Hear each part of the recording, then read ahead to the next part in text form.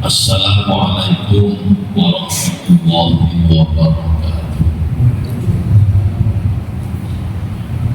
Ila wahi walidina wa walidikum wa amwatikum wa amwatil muslimin wal muslimat wa ila muhammadin sholih wa kan syariful ardi wa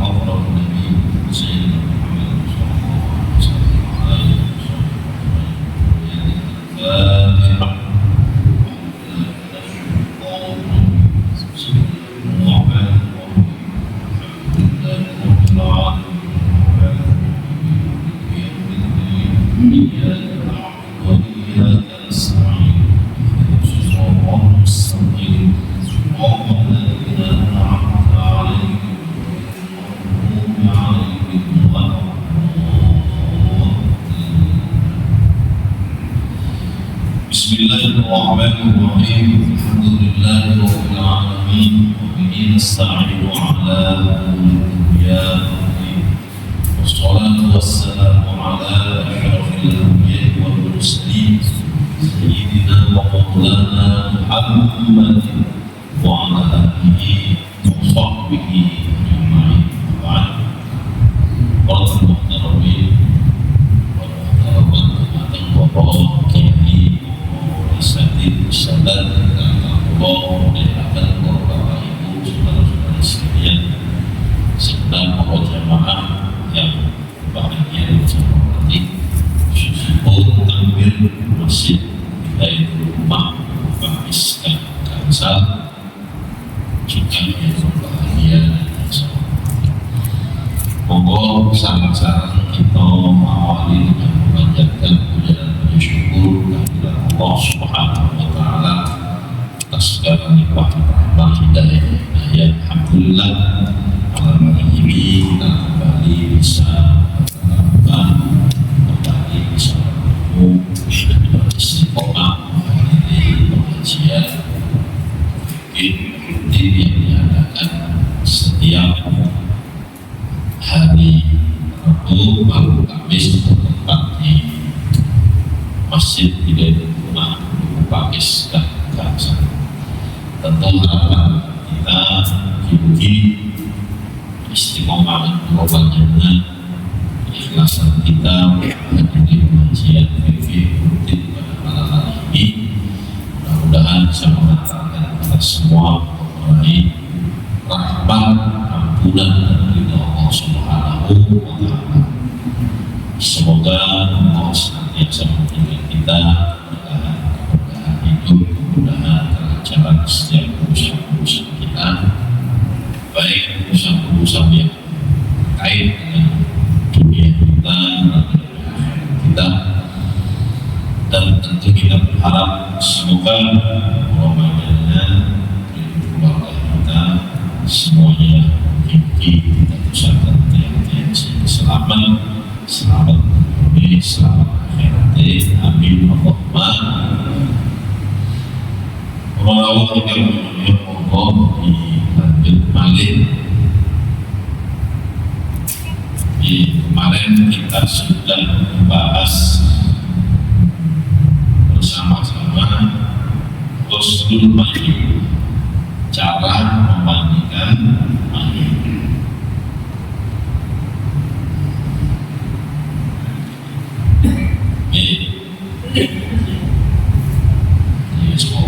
Mayit inti cara memandikan mayit itu adalah Mihul badan bilma. Jadi air itu bisa sampai ke seluruh badan, seluruh tubuh. Bisa tomak. Yang lain, cara yang lain itu yang paling sempurna. Pun saat ini masa hidup fi uslil mani. Permasalahan yang terkait dengan memandikan mayat. Yang pertama, yaqudul ghasil wa man fil muqtasal basara wujubah an awratil mayit. Orang yang memandikan wa man dan orang yang bersamanya, maksudnya si rewai. Jadi orang yang memandikan dan orang yang bersama orang yang memandikan itu hendaknya yang fil muqtasal memejamkan mata wujuban secara wajib supaya tidak melihat auratil mayit, auratnya mayit. Jadi ketika memandikan mayat di rumah, senajan podo-podo lanangi, podo-podo wedok, tetap yang memandikan itu model secara wajib, hukumnya wajib, tidak boleh melihat auratnya si mayit. Auratnya mayit kulit, ya, kalau laki-laki antara usal dan betul. Nah, ini wajib, tak boleh dibuka wabeh atas mandi biasa itu tak. Berikut juga yang membantu si rewangi, si ngadu sini.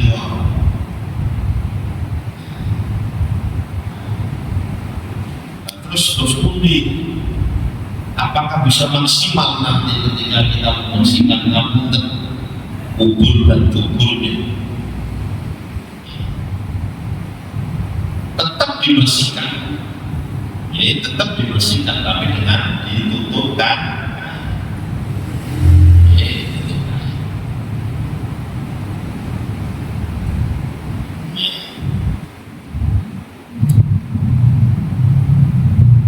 Terus warna terbang ya, maka di sini disunahkan untuk tidak melihat aurat yang lainnya, ya, selain aurat maksudnya. Jadi selain aurat berarti di atas pusar, di bawah tutup. Sunnah berarti kesimpulannya Pak, orang yang memandikan mayat disunahkan untuk yang pertama tidak melihat ya selain aurat. Kalau melihat auratnya itu hukumnya wajib, tapi kalau selain aurat itu disunahkan untuk tidak melihat. Berarti ya ditutupi kabeh itu sunnah. Tapi kadang-kadang yang saya sehingga usia kurang lega kadang-kadang jadi dibuka kadang-kadang wajahnya. Tapi sunnah untuk tidak dilihat. Jadi tetap diparingi cewek pemenimu, ya cuci, tangan tetap di dalam sambil, ya. Atau tetap beri yang dulu berarti memejamkan, memejamkan.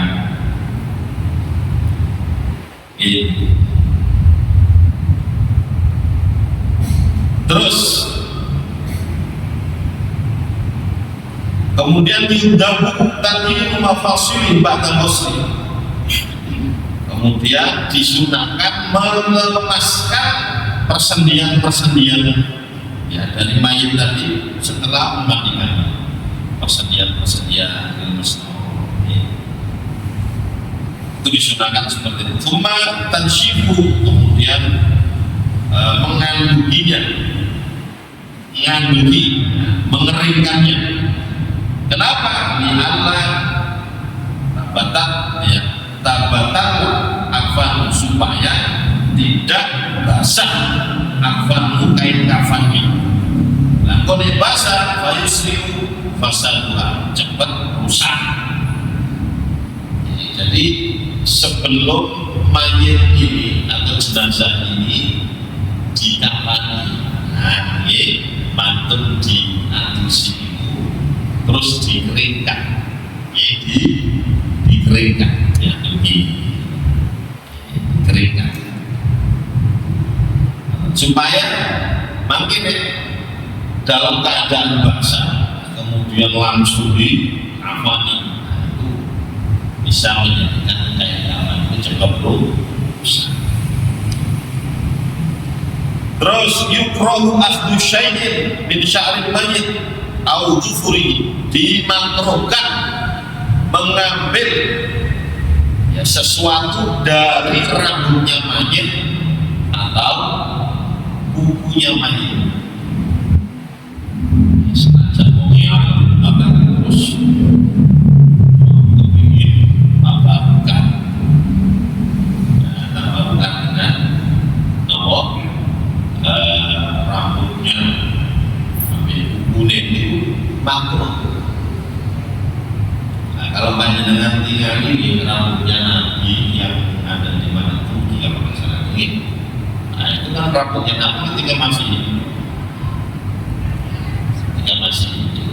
mengejar, jika sudah meninggal ya sudah, setelah dimandikan sokonomi, jadi kalau usah walaupun rambutnya akan mati dalam keadaan gondrong dan putih, ya bisa saja dipotong mati. Nah, makanya kalau orang putih, nah itu salah satu perhatian dari ahli warisnya ketika nopo ya, katakan tentang dinotok meninggal dunianya itu ketika akan meninggal dunia. Nah itu kalau bisa dirapikan colongan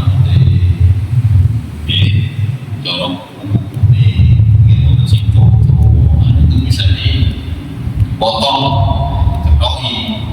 Tapi kalau sudah meninggal dunia itu makruh. Terus al-mayyitul muhrim, mayit yang sedang ihram, dikatakan dia pas haji, pas umroh, ya, ketika muhrim, ketika dia sedang berihram, tiba-tiba meninggal dunia. Haji itu lutut, umroh itu lutut, guru tangan, dia mati.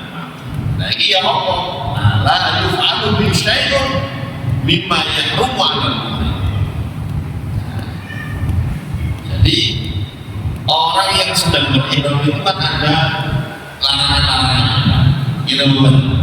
Ya, untuk larangan-larangan. Maka ketika memandikan pun juga larangan-larangan itu tetap berlaku. Kenapa? Listimrari hukmil ihram. Ba'da wafat. Karena orang yang sedang ihram itu walaupun dia sudah wafat, nah ihram itu belum mati, nah itu tetap dihukumi masih sedang berihram. Contoh, orang yang sedang ihram itu tidak boleh menggunakan wangi-wangian. Contoh itu tenang saja, banyak dengar khususnya haji yang umroh sebagai pakaian ihram, niat semari setelah itu menggunakan wangian. Nah itu mau tenang saja, tidak diperbolehkan. Ini termasuk larangan. Makanya ini kiai kulon mau jadi nopo Ka'bah itu wangi, terus Hajar Aswad itu bagi wangian. Terus ketika seseorang itu sedang berihram,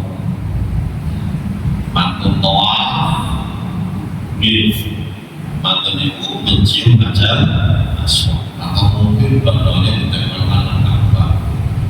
Akhirnya memang wangi kan. Itu apa itu? Padahal ini masih dalam keadaan berihram. Dulu sakit, belum sakit. Nah ini padahal menggunakan wangi itu tidak diperbolehkan. Bukan yang orang sing hati-hati biasa cukup kita mau tidak usah cium hajar aswad dalam keadaan sedang berihram. Cukup bismillahirrahmanirrahim. Mengingat bahwa wangi-wangian kecuali panjenengan tidak sedang berihram, tawaf biasa, tawaf sunnah, menunggu mencium hajar aswad, tawaf biasa, menunggu potong taza, tempel Ka'bah, kalau tidak sedang berihram. Kalau sedang berihram, sekali lagi banyak larangan. Menggunakan wangian, mengenangsa, kemudian rambut, kuku itu juga tidak boleh dipotong. Tidak boleh menggunakan pakaian yang sesuai, masih banyak larangan. Nah, ketika ada orang yang meninggal sedangkan dia ketika itu sedang berihram, maka cara memandikannya tetap tidak boleh menggunakan wangian. Sebenarnya itu tidak usah dikasih wangian. Soalnya makilah itu di antara kesunahan-kesunahannya nanti ketika kita bahas mengkafani mayit. Jadi kain itu setelah digelar kain kafan kan dikasih minyak wangi. Tapi wangi sedang keadaan ihram itu tidak usah dikasih minyak. Begitu juga airnya tidak usah dikasih air sing wangi-wangi kayak mawar atau rusak. Air kelapa. Nah, kenapa sekali lagi walaupun dia sudah meninggal dunia, tapi karena masih dalam keadaan berihram, tetap hukumnya hukum sedang berihram. Sedang berihram.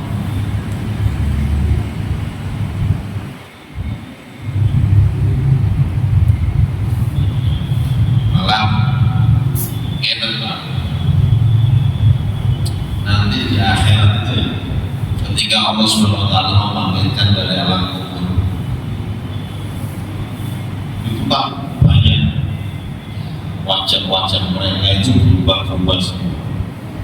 Ono sing mati syahid itu akan dipanggilkan oleh Allah tetap dalam keadaan mengeluarkan darah yang berjumlah, tapi darahnya itu wangi atau minyak misi. Nah, yang sedang berihram haji atau ihram umroh meninggal dunia besok akan dibangkitkan oleh Allah dalam keadaan bertalbiyah. Labbaik Allahumma labbaik, labbaik la syarika laka labbaik, innal hamda wan ni'mata laka wal mulk la syarika laka. Bertalbiyah sehingga orang tahu ini umat syahid, ini umat dalam keadaan sedang berihram.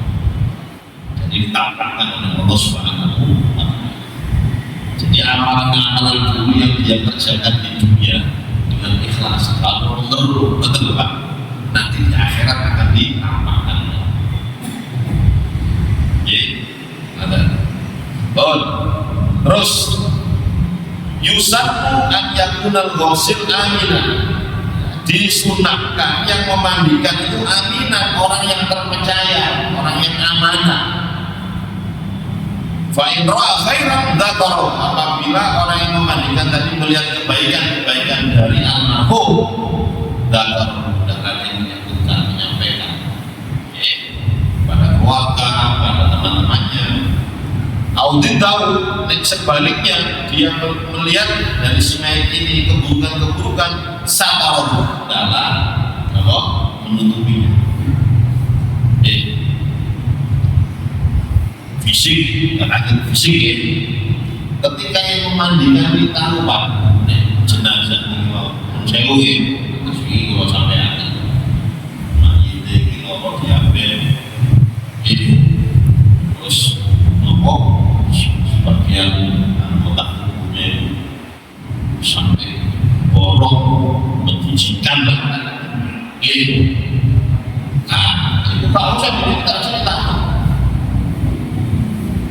kemarin aku cerita menang Sinang semua ini aku terus mengundang dan sesuatu ini nah ini komandan aja ya tak boleh jadi kalau melihat sesuatu aib maka dalam yang itu sebaliknya kalau melihat hal yang baik ya, yang positif nah monggo ya. Contoh mungkin tubuhnya katakan ini mungkin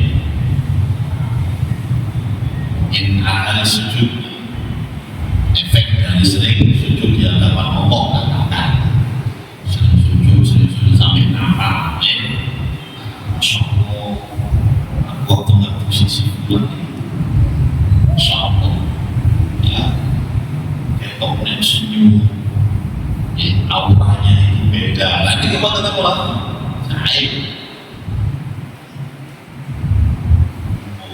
mau sini kerja sampai gue ini mampu wangi apa tapi ini air sekali lagi harus ditutupi makanya sekali lagi Pak Mutin baik laki-laki atau perempuan itu harus nabi, harus orang yang amanah, orang yang dapat dipercaya. Terus al-aula fi husnil rajul, yang paling utama ketika memandikan orang laki-laki itu adalah ar-rijal, adalah laki-laki. Jadi mayit itu kalau laki-laki mampu, maka yang paling utama yang memandikan itu juga laki-laki.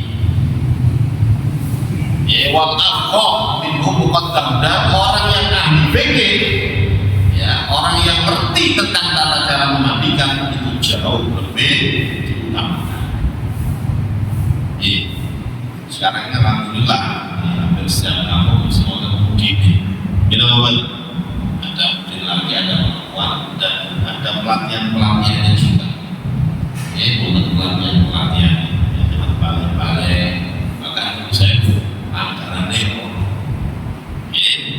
Makanya ketika kamu inilah katakan mau si wafat banyak dengan waktu sebagai ahli waris dan orang rumah tak ngerti caranya dengan usia ya kita harus kalau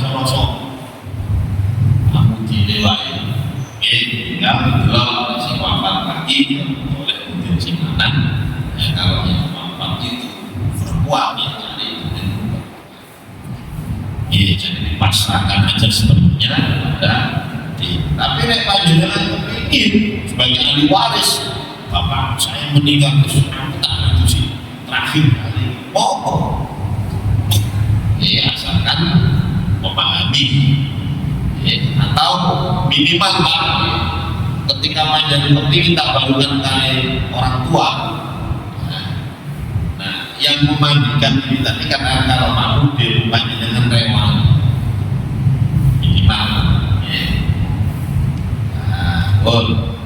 terus wayang juzu ghuslu zauji zaujah wal atas, dan diperbolehkan seorang suami memandikan jenazah istri wal atas, dan begitu sebaliknya boleh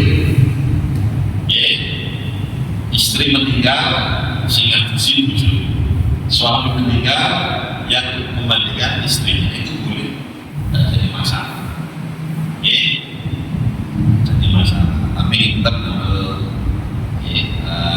sarung tangan sebatas buatan bersentuhan dengan kulit, karena kalau kulit gimana dihubungi batal malih. Terus idza yujad illa ajnabi li husnil mar'ah au ajnabiyyan bi husnil rajul yummima al-mayyit. Apabila ya tidak dijumpai, jadi jenazahnya itu perempuan tapi gak ono poblas ya, orang lain gak ada, dari ahli waris gak ono sing ngadus, kemudian dari orang luar pun gak ada, ono mudilin ya, ono tapi mudil lanang padahal ini wedok siman, atau sebaliknya yang wafat laki-laki mudil laki tidak ada, yang ada mudil perempuan, ahli warisnya pun juga tak bisa memandikan. Bagaimana kalau seperti ini? Kalau belas ya, kamu. Nah, kalau sudah seperti itu ya kondisinya, maka yummima al-mayyit, maka mayitnya cukup ditayamumi, kalau usah diadus, cukup ditayamumi. Kondisi-kondisi darurat tayamum. Ini tapi saya kira insya Allah ya mesti wonten, mungkin mesti wonten, walaupun tidak hanya di kampung sini, di kampung sebelah ya. Atau walaupun bukan mungkin, semoga isi penting ini uang air sampai pada anggota tubuh saya kami selang nih uang yang nopo mau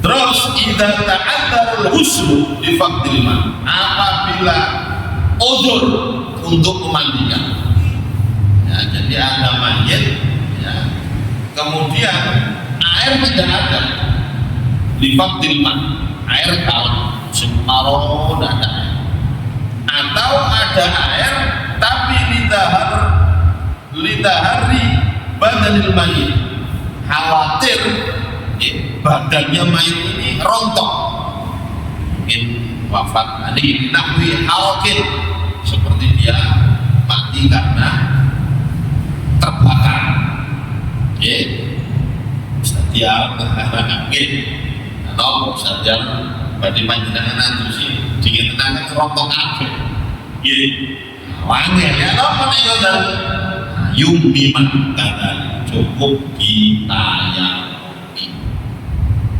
ya, cukup ditayamumi usah dimana, pokoknya semua angin Pak ya, usah dipaksa-paksakan sampai ditayamumi ya, sebisanya. Bon, dari sini mungkin ada yang tanyakan mau ini hal-hal yang ya terkait dengan memandikan jenazah, memandikan mayit.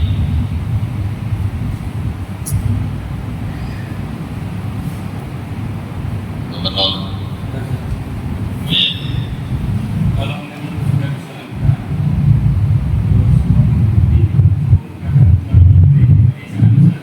ya.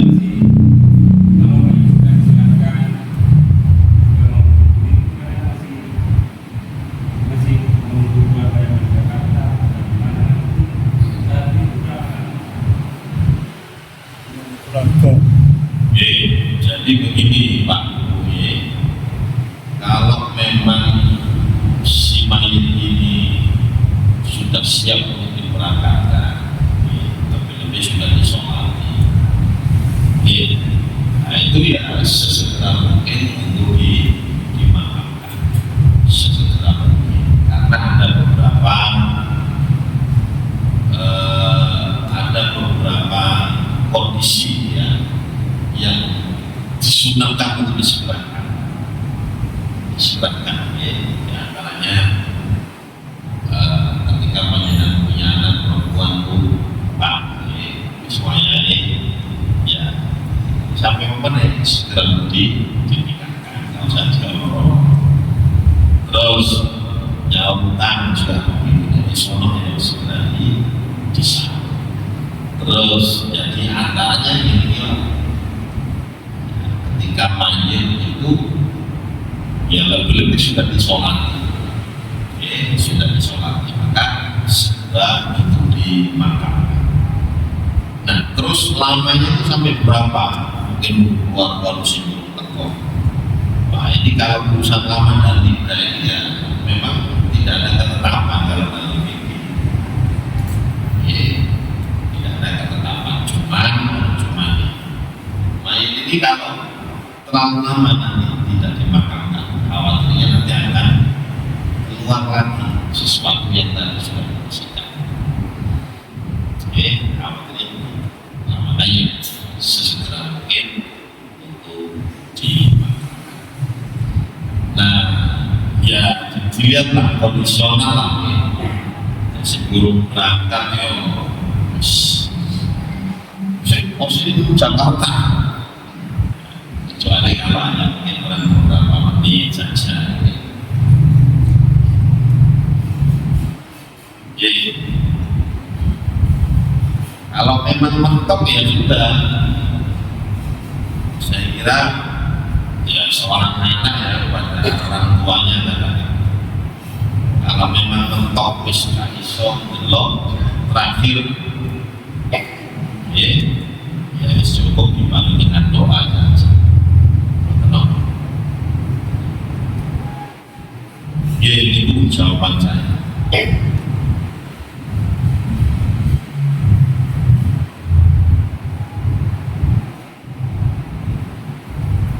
Apa?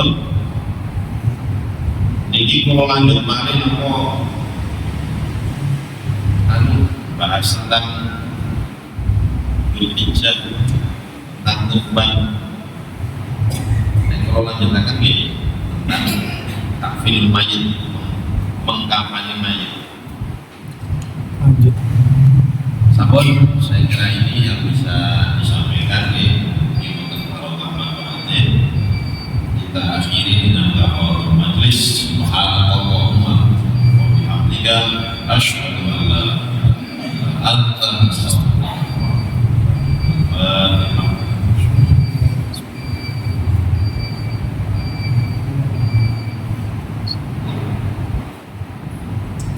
ilaik. Assalamualaikum warahmatullahi wabarakatuh.